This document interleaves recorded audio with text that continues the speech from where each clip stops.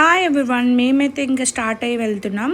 Cake తీసుకొని ఇంటికైతే వెళ్ళాలి. ఇప్పుడు ఇక్కడ మన సిరిపురం దగ్గర బ్యాకర్స్ కెజెల్ అనేసి ఉందన్నమాట షోరూమ్. అదైతే టేస్ట్ బాగుంటుంది. అక్కడ కేక్స్ కాస్ట్ అయితే ఎక్కువ కానీ టేస్ట్ మాత్రం ఎక్సలెంట్గా ఉంటుంది.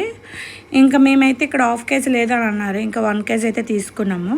ఇంకా మా పెద్దోడైతే ఈ షోరూమ్కి వస్తే ఇంకా ఆగుతాడా? ఎక్కడ బర్గర్స్ ఉన్నా సరే, డోనట్స్ ఉన్నా సరే అక్కడ ఉంటాడు. తీసుకునే వరకు వాడు ఆగడు. ఇంకా మా ఆయన అయితే తీసుకున్నారన్నమాట. ఇంకైతే మేము స్టార్ట్ అయ్యి వెళ్తున్నాం అన్నమాట. మావయ్యకి సర్ప్రైజ్ ఇవ్వడానికి కేక్.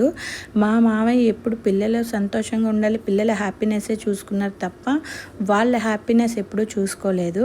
తన బర్త్డే ఎప్పుడూ చేసుకోలేదు. ఇదే ఫస్ట్ టైం మా మధ్యకి చెప్పగానే మేమైతే కేక్ పట్టుకొని వెళ్ళి స్టార్ట్ అయ్యి వెళ్తాం. ఇంకా సింపుల్గా ఇలాగ మా ఫ్యామిలీ సెలబ్రేషన్స్ అయితే చేసుకున్నాం.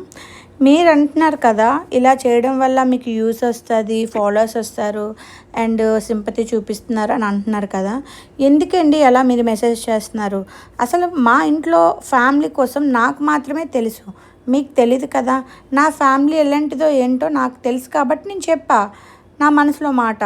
అది మీరెవరండి జడ్జ్ చేయడానికి? చెప్పండి. మా మావయ్య మా అత్తయ్య అంటారా?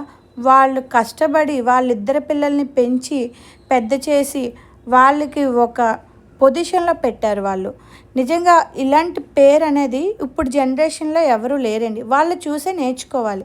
మా అత్తయ్య కోసం మా మామయ్య కోసం ఎంత చెప్పినా తక్కువే. మీకు నెక్స్ట్ వీడియోలో ఒక వీడియో తీసి పెడతాను, చూడండి.